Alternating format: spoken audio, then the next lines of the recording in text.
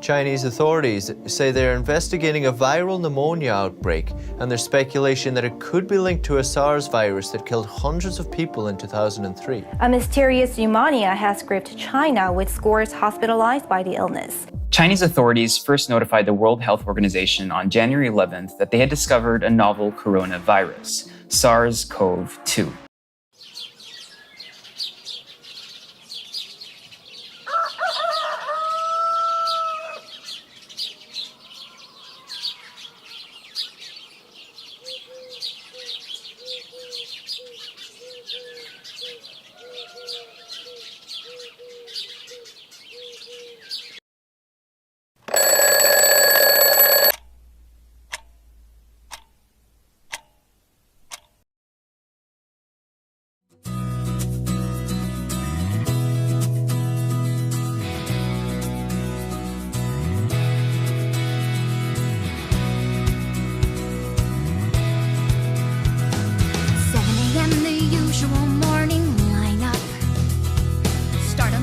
And sweep till the floor's all clean.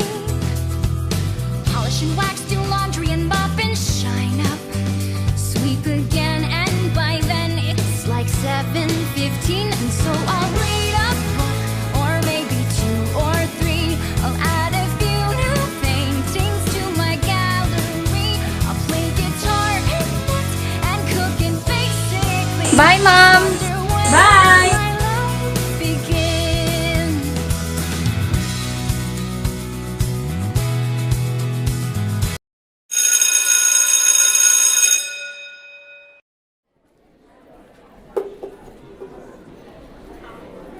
Okay, class, good morning. There will be a family day next week, and I want you to bring your parents, both mother and father. I will give extra credit for those who will bring a complete family. Do you have any questions? Hi, how I wish my dad was still alive. Not for the extra credits, but to have fun with him.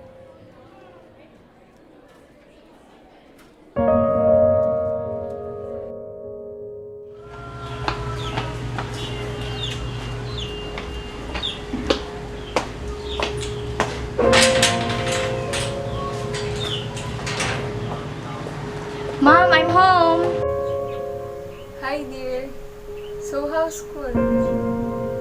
Mom, we will be having our family day next week, and how I wish I can turn back time when Dad was still here, so we could celebrate together. I know you don't want to talk about this, but can you tell me the story about how he died? Sure. But can you please get the box inside my cabinet?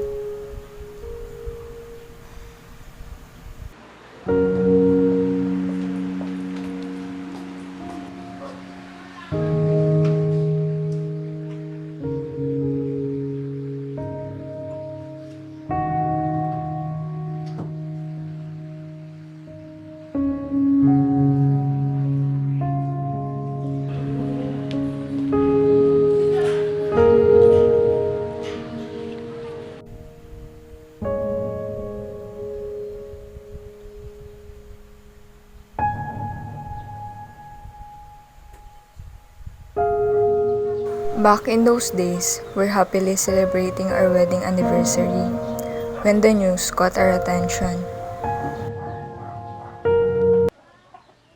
Last December 31, 2019, the World Health Organization China office was informed of cases of pneumonia unknown etiology, detected in Wuhan City, Hubei, province of China. During the said date, the causal agent was not yet identified. Based on information provided by the national authorities, World Health Organization's recommendations on public health measures and surveillance of influenza and severe acute respiratory infections still apply. Love, I will volunteer as a COVID nurse in our hospital. I'll stay there until the pandemic is over, so that we can prevent the possible transmission of the virus in our family. Are you sure about that? Yes, no matter what happens, you'll always be my inspiration when it comes to helping other people. Please, take care of yourself. If that's your calling, I will support you. Take care of yourself and please be healthy. We will wait for you, okay? Don't worry. I will come back home soon. I love you.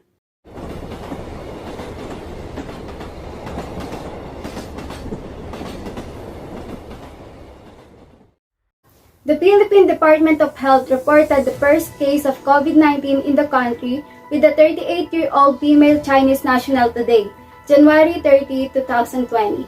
World Health Organization is working closely with the Department of Health in responding to the COVID-19 outbreak. Now we will talk to one of the doctors, Dr. Perry Dorin Hinoy, to answer our questions and give us an update about the said virus.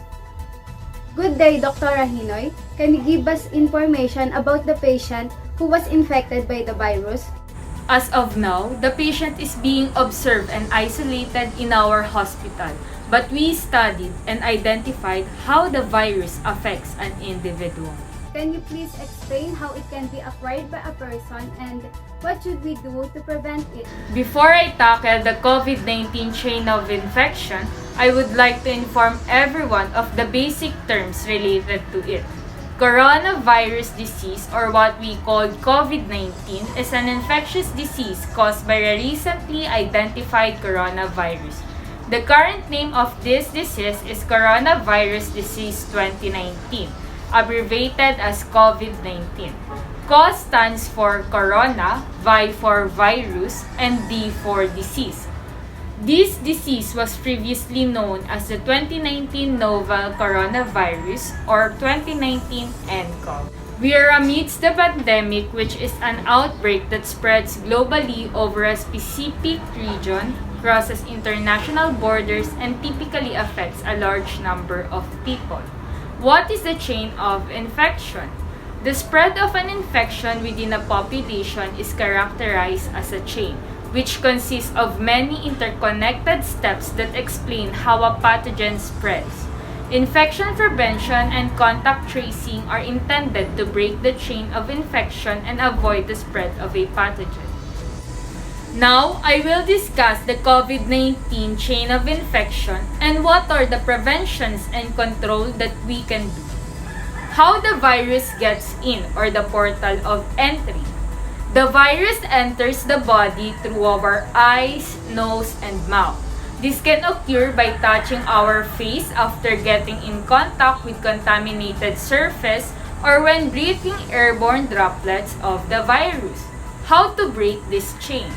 Do not touch your face unless your hands are clean. Create a barrier between you and the virus. Wear a mask or other facial covering when in public. Where the virus lives, or the reservoir. The virus grows vigorously in the respiratory tract. Infected people can be contagious before showing symptoms, and they can pass on the virus without ever experiencing the symptoms. How to break this chain?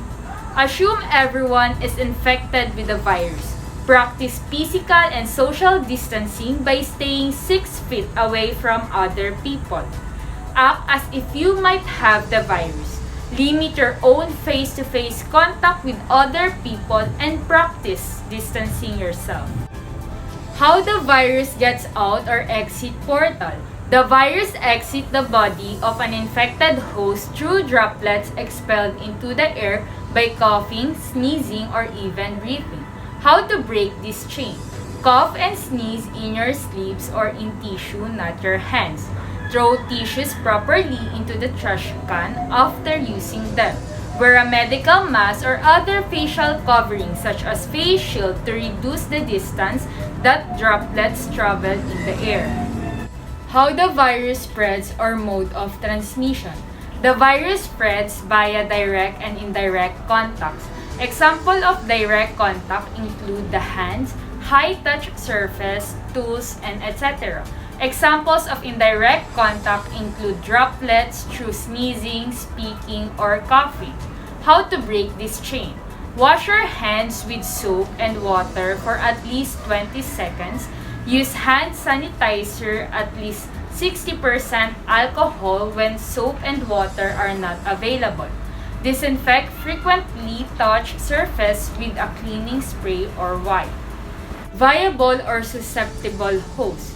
People with over age 65 and those with chronic diseases like obesity, heart disease, and diabetes are at risk for serious health issues if they get COVID-19. How to break this chain? Take steps to manage existing chronic conditions. Support your immune system by getting enough sleep, eating a nutritious diet, drinking lots of water, and getting regular exercise and managing stress. Now that we have learned about the COVID-19 chain of infection, everyone is advised to stay at home. Practice safety protocols and only one person per household is allowed to go outside for our safety. I am Clarice De Jesus giving you the latest news from the Philippine Times. Don't forget to have an update for tomorrow at 7 a.m. Stay safe and updated, everyone.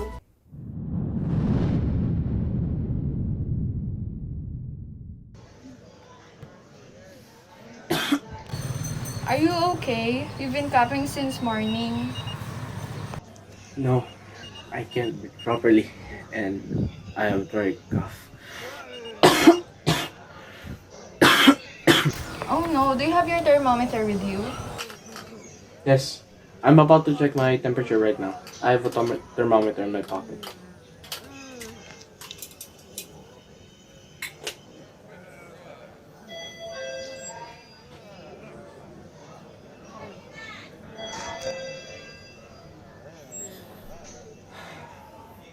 No way. This can't be. I have high fever. 38 degrees Celsius. No. No way. Okay, I will inform Dr. Rahinoy about it. Doc, one of our staff nurses, Nurse Michael, was coughing after an overnight duty. He said that he's not feeling well. I have checked his temperature and confirmed that he has high fever. He also said that he is experiencing chest pain and it seems that he's having a hard time breathing and lost his sense of taste.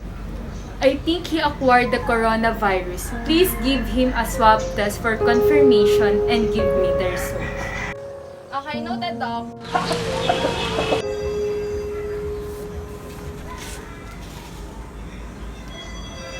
The result is positive. Kindly isolate him in our COVID facility and inform his family about his condition.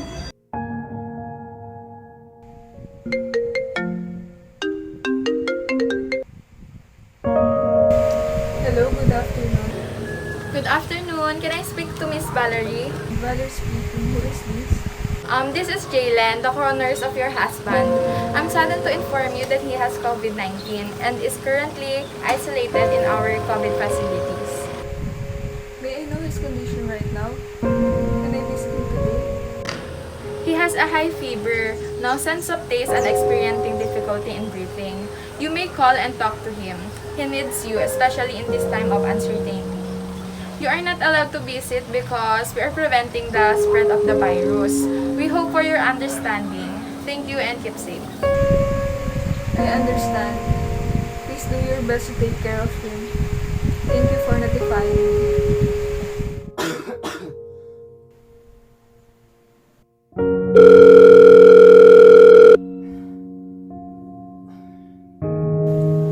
Hello, love. How are you? I have a good news. Yes, love. What is it? You're going to be a dad, so you better come home now and see our baby girl. Yes, my love. I'll go home after I recover from this disease. But for now, take care of yourself now, baby. Okay, my love? I want you to remember that no matter what happens, I will always love you. Just in. Nurses here in Geronimo Hospital lost their lives while protecting and saving others from COVID-19. Here is Dr. Rahinoy and Nurse Pailan to answer some questions about the said virus. Hello, Dr. Rahinoy and Nurse Pailan. We have questions for both of you that people sent us. First, what are the symptoms of COVID-19? Fever, dry cough, and fatigue are the most common symptoms of COVID-19. Loss of taste, scent, nasal inflammation, red eyes, sore throat, headache, muscle or joint pain, various forms of skin rashes, and etc. are the less common symptoms that can affect some patients. Shortness of breath, loss of appetite, confusion, constant pain or pressure in the abdomen, a high temperature above 38 degrees Celsius, or severe symptoms of COVID-19. What happens to people who get COVID-19? Those who experience symptoms, approximately 80% recover without the need for hospital care. Around 15% become severely ill requiring oxygen and 5% become critically ill requiring intensive care. Respiratory failure, acute respiratory distress syndrome or ARDS, sepsis and septic shock, thromboembolism or multi-organ failure including damage to heart, liver, or kidneys are all possible cause of mortality. Children may develop a serious inflammatory syndrome a few weeks after infection in rare cases. Who is most at risk of severe illness from COVID-19? People between the ages of 60 as well as those with underlying medical issues such as high blood pressure, heart and lung disease, obesity, diabetes, or cancer. What test should I get to see if I have COVID-19? There are two tests available to test the current infection and past infection of the COVID-19, which are called the viral test and the antibody test. Viral test identifies if you have a current infection of COVID-19 through the specimen of your nose and your mouth, while the antibody test determines the past infection of the COVID-19 through your blood. Even if you test negative to those tests, you should take care of yourself and towards others. Also, there are reports of cases of people getting infected again by the said virus. How long does it take to develop symptoms? Symptoms of COVID-19 typically appear 2 to 14 days after exposure to severe respiratory syndrome coronavirus 2 or SARS-CoV-2 virus. The findings of 2020 research on 181 confirmed cases of COVID-19 infection suggest that 97.5% of those who are asymptomatic will begin to show symptoms within 11.5 days. What should I do if I have been exposed to someone who has COVID-19? Quarantine is used to keep someone who might have been exposed to COVID-19 away from others. Quarantine helps prevent spread of disease that can occur before a person knows that they are sick or if they are infected with the virus without feeling any symptoms. Are there treatment for COVID-19? Dexamethasone is a corticoid that can help reduce the length of time of patients on a ventilator. It saves lives with a severe and critical illness. In behalf of everyone at Geronimo Hospital, I would like to pay tribute to our colleagues in the health and care sector who have died in the course of carrying out their professional duties. These people lost their lives while caring and protecting patients with compassion, skills, and dedication.